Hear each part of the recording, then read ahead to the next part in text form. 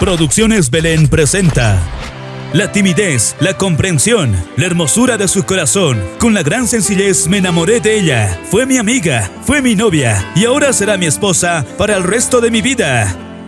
¡Nos casamos! José Luis y Nancy, con la bendición de Dios y de nuestros padres. Padres del novio: Emiliano Peñasco Calizaya, Porfiria Chipana de Peñasco. Padres de la novia: Pascual Espinosa Espino, Victoria Mamani de Espinosa. Juntos emprenderemos este camino con amor y comprensión, y deseamos que sean partícipes de nuestro enlace matrimonial, que se bendecirá el día sábado 20 de abril a horas 11 de la mañana, en la iglesia de Nazareno Belén, ubicado en la calle San Javier, número 3364, zona Santana.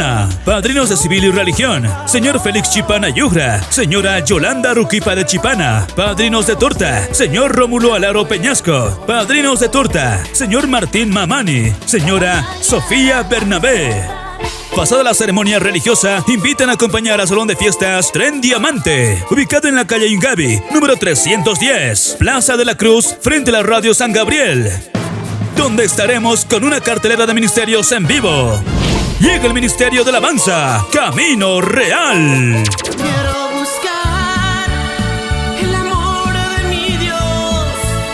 También hará su participación la hermana Herminia Cusi.